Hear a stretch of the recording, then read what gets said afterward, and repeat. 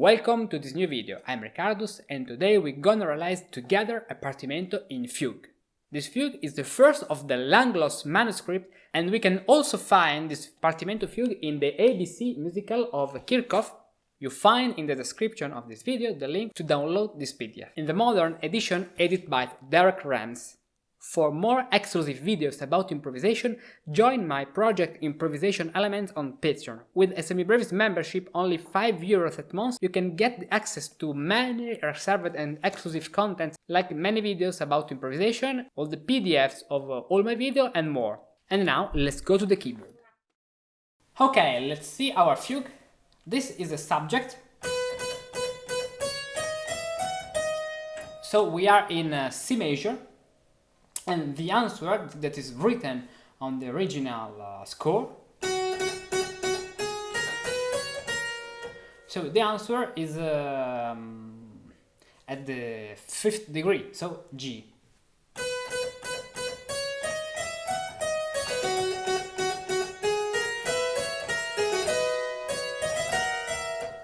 This is the beginning of our Partimento. What we have to do to go on and harmonizing this Partimento? So first let's individuate the part of in which this Partimento is composed. We have an exposition, so a part where the subject compares in different voices, and then we have a sequence with a cadence at the 5th degree, and then we have another part with some entries of the subject, and then another sequence, and then a final part with a subject in the bass and the final progression and the cadence. So let's start from what we can call exposition in C major. The first part is written, so I have only to play what is written down on the paper.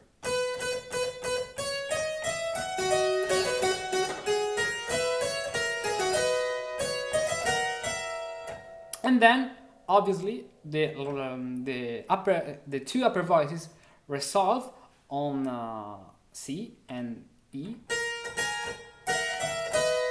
and the new part in the lower voice joins with the subject. Okay, now we have 7th, that can be, for example, that, 6th, for example. This chord is okay. So we can harmonize this subject in this way.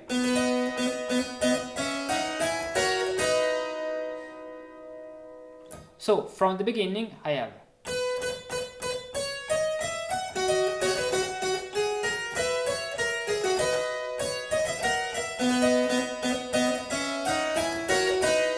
okay.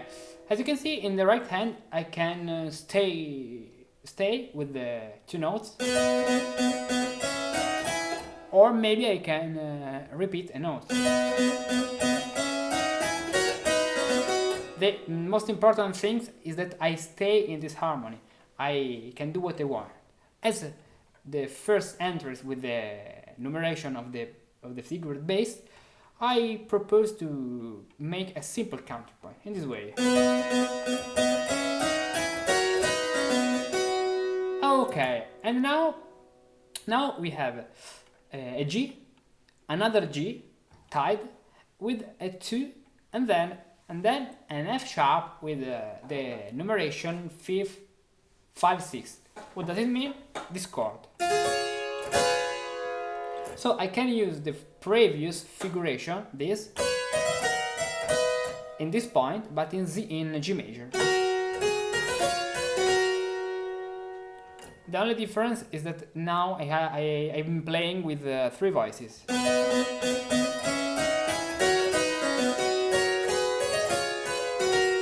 In this way. So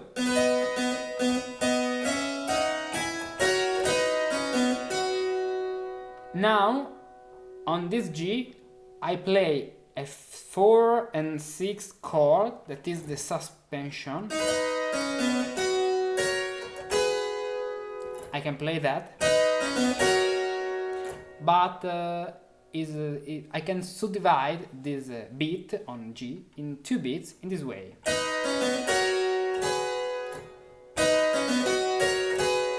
it is better. And then the new voice. So let's play from the beginning.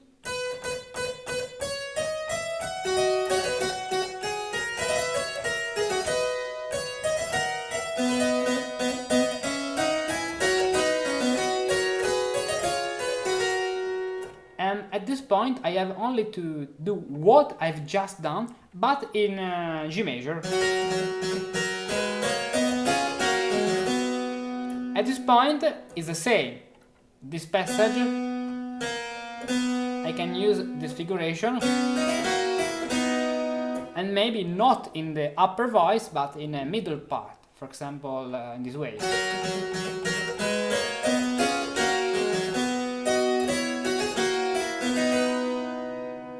So let's start from the beginning of the enumeration.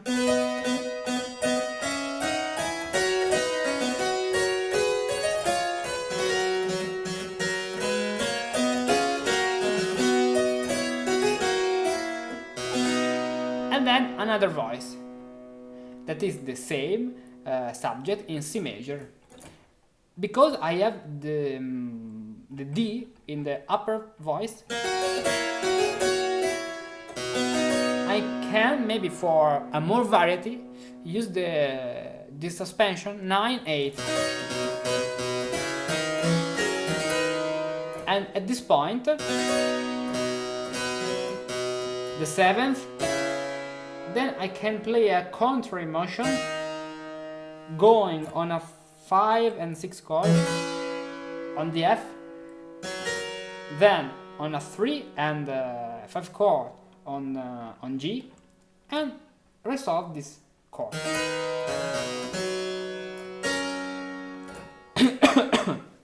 So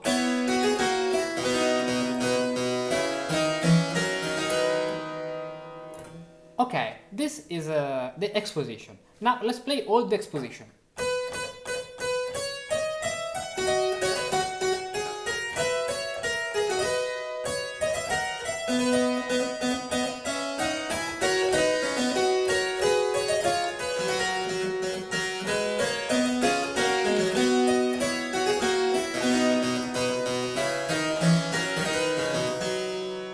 Okay, now we have arrived at the sequence.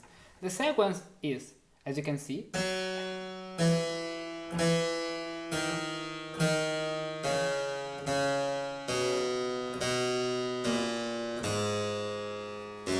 it's very simple. This is a 2, that means 2, 4 and 6 chord. So the understanding chord is this: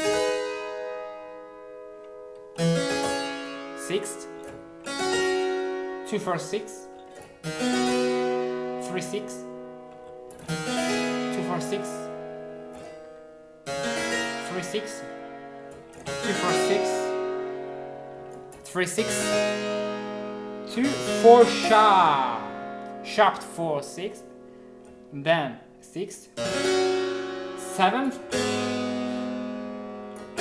resolution, and then the resolution of the cadence. This is the sequence. So how can I play this? The first step is with the 2 voice in the right hand and playing the diminution in the left hand.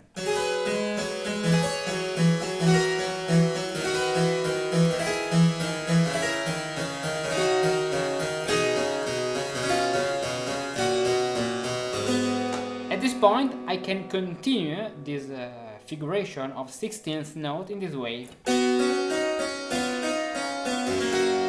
So from the 2 and sharp 4 on the C of the bass,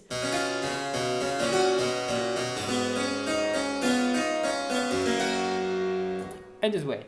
Then the second step is adding a figuration in the right hand, like this.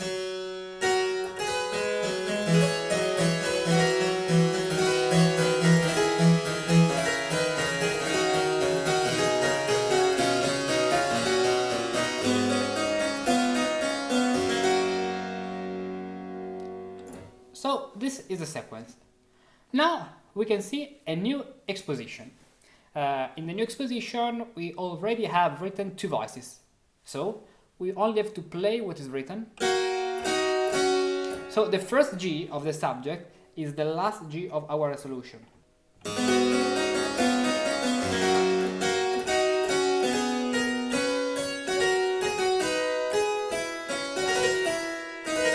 This is the new subject, is the subject in C major in the upper voice, so I continue playing what is written.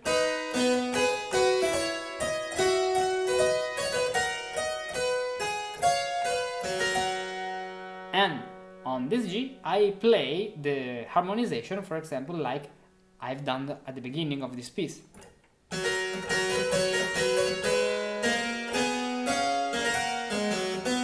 Okay, let's look at this passage.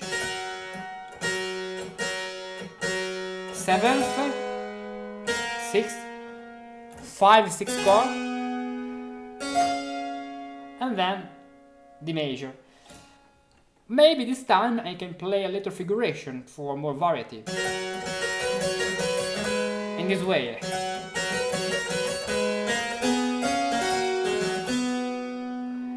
And then a new sequence is starting. This sequence is the same of the previous, that was starting on G, but this time it starts on C.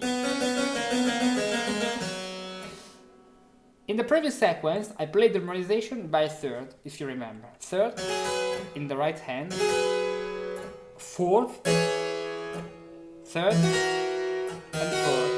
Now, this time I can play this sequence with the right hand, but inverting the two upper voice. So, with sixth and fifth.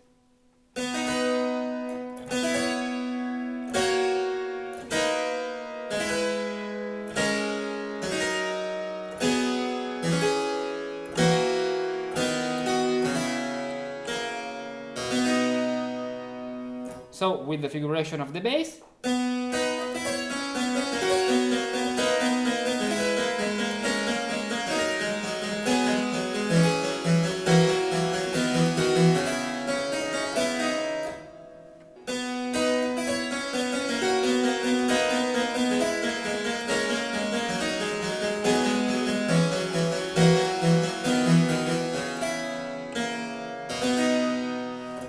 And then let's add also in this case diminutions in the right hand.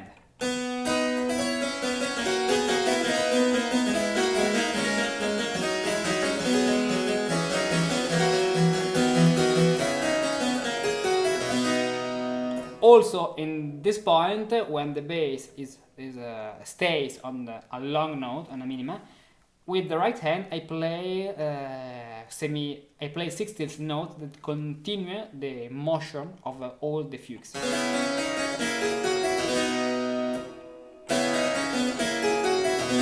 In this way. And at this point we have a subject in the bass. The harmonization is the same, but I can play, for example, diminution with the right hand.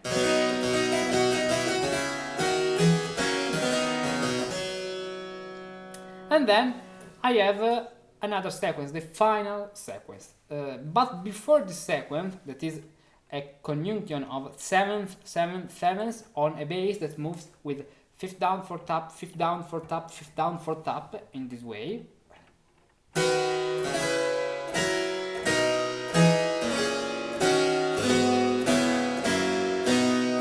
I have a little part in the middle of between the subject and this sequence. I can harmonize this part in this way.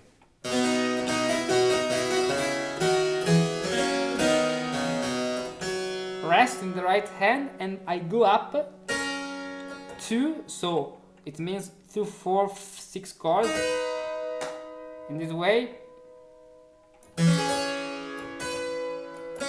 2, that means the same chord, so 2, 4 and 6.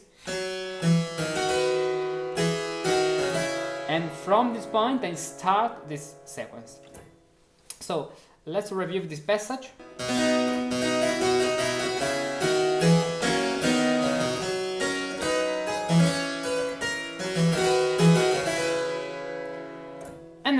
let's play the harmonization of this final sequence.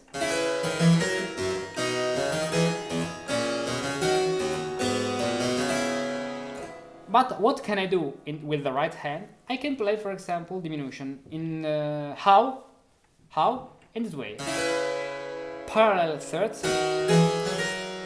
Then I go down. In this way, I go on the third. This kind of sequence, that is a fifth down, fourth up, fifth down, fourth up, but with a seventh, is always composed with a seventh and a third. Respect on the bass. Third, seventh. This is the third, and now in the new chord, this third becomes the seventh, and the seventh becomes the third. There is a changing of the between the third and the seventh with the upper voice, with the two upper voices. So what I have to do is to fill up all the intervals, for example.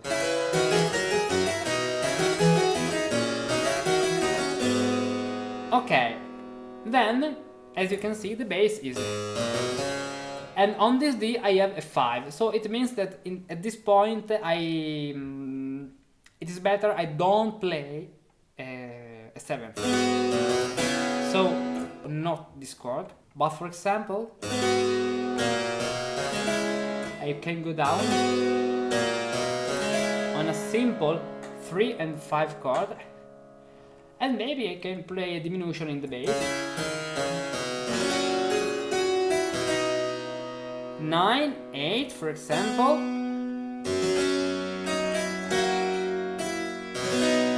Okay, what's written is a 4 and 6 chord, but I liked finishing this piece using the passage that was at bar 3 as the resolution, as a counter voice, a counterpoint of the resolution of the subject. That is this. That is. So I like finishing in this way. Well, what can I do?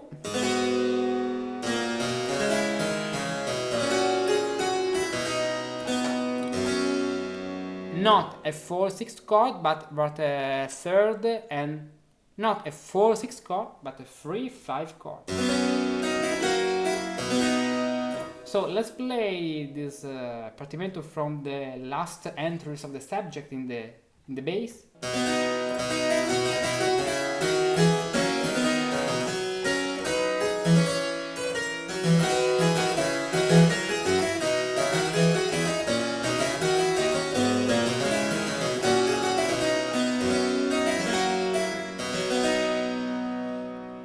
And in this way, this Partimento is complete. Now, let's play all this Partimento from the beginning.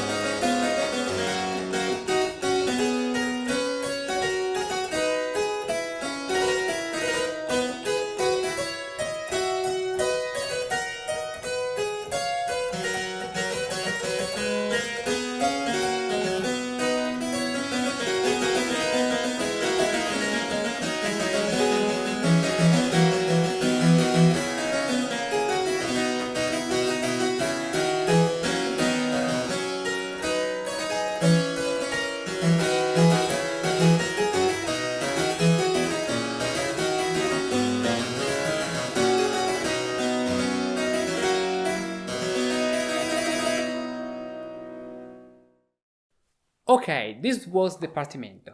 For more about improvisation elements, I remember you to join improvisation elements on my Patreon. If you like this kind of content, subscribe to this channel, give me your gamma out, and see you in the next video. Bye!